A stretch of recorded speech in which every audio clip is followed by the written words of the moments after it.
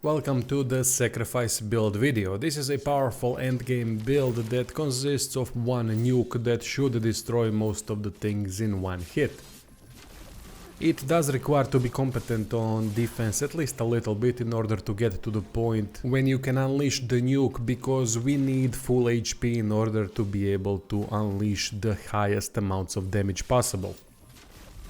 It also requires perfect rotation next to that, but it does have a backup plan in case the nuke fails. I've also managed to fix the biggest problem for this type of a build, which is the blight status effect.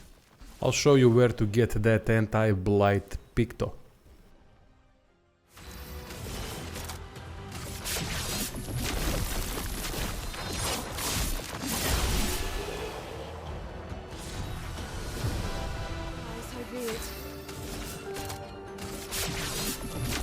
The power of blood.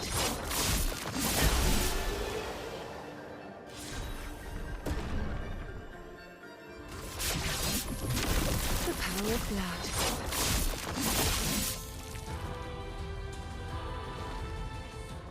To get the anti-blight picto, go to this location at the start of Act 3 and just defeat the enemy.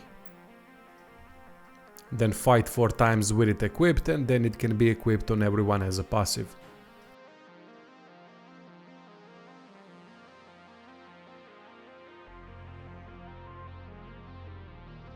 Another thing that we need is the cheater picto.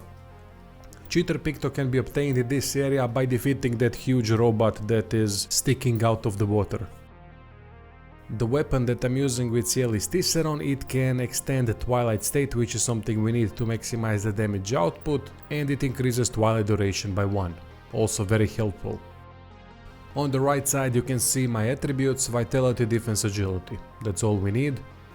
If you don't want defense, go for Might, it's also a good option.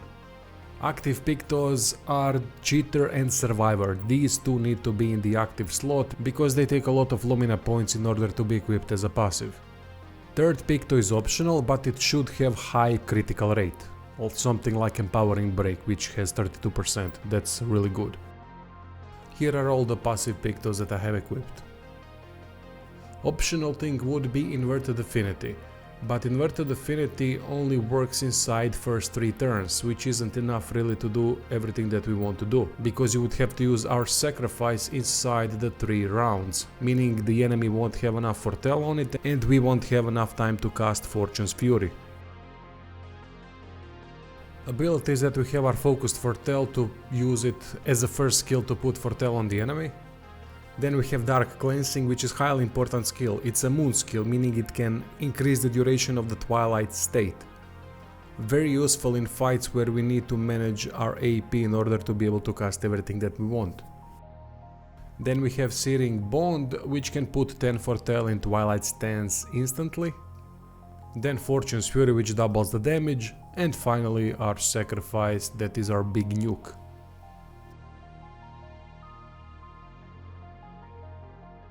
With Verso I'm using Dualiso, a classic weapon that works well in every circumstance.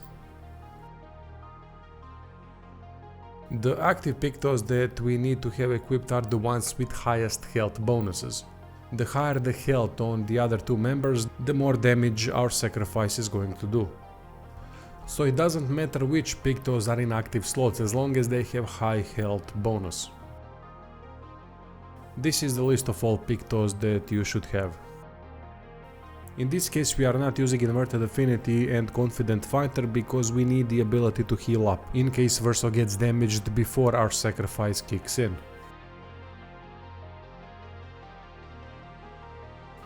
Important skills to have are Berserk Slash, because eventually Verso is going to end up at 1 HP and then you can choose either to heal him back up with Perfect Recovery, or continue with him at 1 HP and then combining auto attacks with Berserk Slash to maximize the damage output. That's the backup plan in case our Sacrifice attempt fails.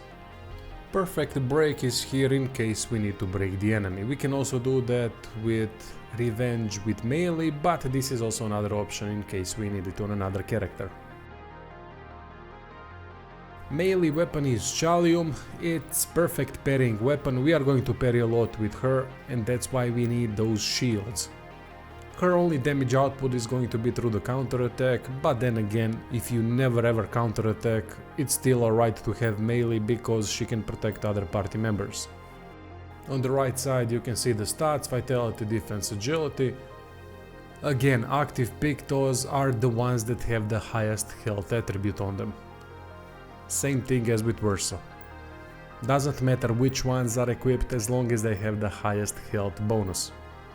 Now there are some specific things that I've equipped on melee. Of course, anti-blight needs to be there, but there's also auto shell, powerful on shell, and auto rush. When she starts the fight, she automatically gets all the 3 bonuses, and then when we use the dark cleansing with Sciel, those 3 bonuses get transferred to Sciel and Verso. So then the whole team has all those bonuses, without the need for the 2 other characters to equip them on their own passive picto list. Her most important skill is Egida, to protect other party members. After that, whatever you want. I would suggest also equipping Mezzo Forte because it can reapply the defensive stance. Breaking rules there is as an optional thing to break the shields if there are too many shields on the enemy. Revenge is good to have in order to break the enemy when no one else can.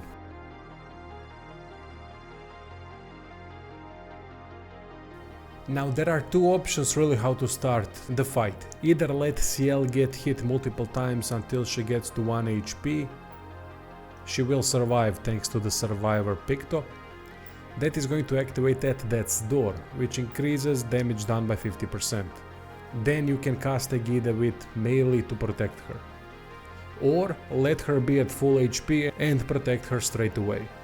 She can still do massive damage when she's at full health. It's not going to be as good as when at death's door, but it's still going to be very nice. Here is the rotation example to get to our sacrifice as fast as possible, but it won't be always perfect as this. First we always start with focused foretell. After that we use dark cleansing.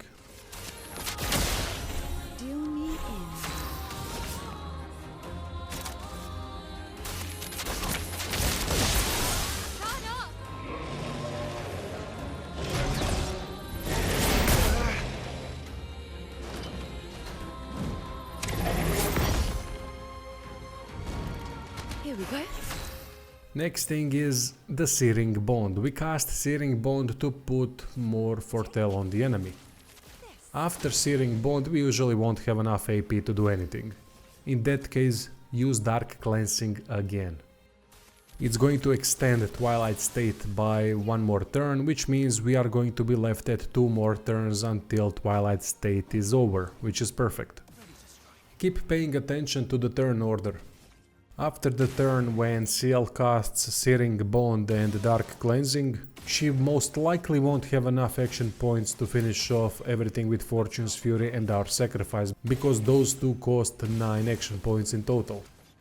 So in order to fix that, make sure to use Energy Tint consumable with any of the other characters that have their turn before her. So pay attention to the turn order before our Sacrifice has been cast. You will have to use Energy Tint consumable before our Sacrifice, there's no doubt about it. And then when she gets to act next, first Fortune's Fury and finish with our Sacrifice. After that, if the enemy is still alive, do whatever you wish. You can continue playing with Verso at 1 HP, and you know how powerful he is with Berserk Slash with 1 HP only left. He's already got at Death's Door equipped, so he is prepared to do massive damage. Keep casting Fortune's Fury on Verso, and that's really all there is to it. Or you can refill all the health, which is why I've left the option to heal up with all of the characters, and then do the nuke again with our Sacrifice. Anyway, essentially that's it. Thanks for watching, hope you liked the video, and see you soon. Take your shot.